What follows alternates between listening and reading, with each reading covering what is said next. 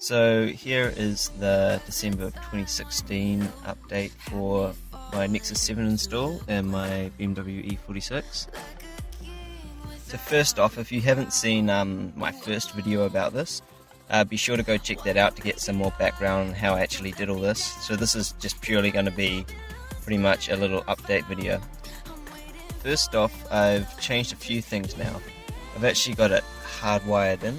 So after about a week the battery would go dead flat and I'd have to take it out and charge it, which I sort of got used to, but it just got too annoying, so I ended up hardwiring it in. So I'll show you how I've done that. Okay, so this may look like a bit of a mess, but it's actually not. It's just I'm trying to keep all these wires in here. So first off, I'll just start with what's happening here. We've got our USB-Y cable, so we've got our power to charge the tablet when the car's on, so it can detect when it's on and off. And then we've got our USB out, which is actually going into the DAC, which then goes into my other head unit down the bottom here. Now on this end, you'll see that we've actually got a modification. I'll post some pictures up of how I did this when I was working on it, so I don't really want to take this apart again, but I've got some pictures, so I'll put them up now.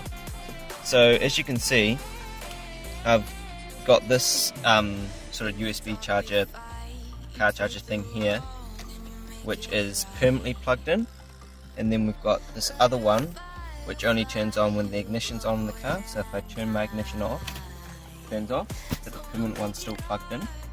Now this is how my hardwire is done. So I've got power going into this little LiPo charging circuit. I've got tape on it, so I'll put a picture over the screen now so you can actually see what it looks like. I got two of them for I think under $1 off eBay. Really cheap, and a lot of people actually use them for lots of projects. I use a couple for some of my Arduino projects. Yeah, so I'll post a link and I'll put all the information about it in the description below. So off here we've got the negative and positive battery charging terminals, which then go onto the negative and positive of the battery in the Nexus 7. So I'll post another image over the top so you can see what it looks like. And you can see that there's actually two positives and two negatives. I'm not sure the reasoning behind this because they're actually both connected up to the exact same thing. So when you solder it together, you can solder it on either one. It's not going to matter. But the thing is, it still charges. And this circuit up here has like a safety thing, so it will cut off when the battery gets too full, so it's never going to overcharge the battery. As well as the way I've soldered it onto the actual battery here, it's the battery's also got its own built-in cut-off circuit. So you pretty much got two layers of protection for there, so the battery's never going to be overcharged. The other option, which I'm still experimenting with, which I probably will do in the end, is completely getting rid of the battery and soldering the two charging terminals onto the battery terminals, the positive and negative where the battery normally hooks on. They've got two little metal pads, and that way I don't need the battery at all and it should be fine. But I haven't actually done any testing with that, so for now I'm just sticking with keeping the battery in there. The other thing that I've changed is I'm now running, I think it's Timmer's ROM, I think the name of it. So I was running CarDroid, but it started getting really slow and it was just almost unresponsive some of the time, and I've just chucked this on the other day and it seems to be quite fast with everything. So that opens pretty fast. And remember, this is an old 2012 Nexus 7. I am still wanting to upgrade to the 2013 when I see a good deal on one, but for now I'm sticking with this, and I'm actually pleasantly surprised with this ROM. It's just brought new life into it. It's a whole lot better now. Alright, so one thing that you notice at the moment is it's sort of sometimes can be hard to see with the glare. It's actually coming up much worse on this camera than what it is in person.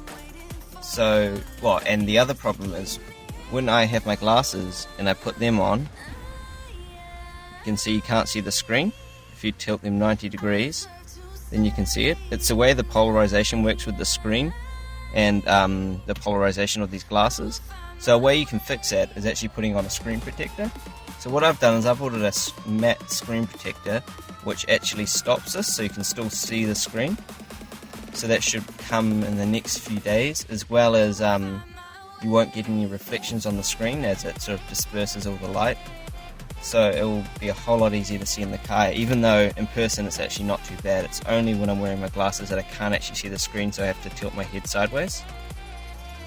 But yeah, other than that, that's pretty much all the update I've done so far to this. There's been nothing else, and yeah, I'll keep you guys posted if anything else happens. If you guys got any suggestions or questions about this project, let me know down below and I'll be happy to get back to you guys about that.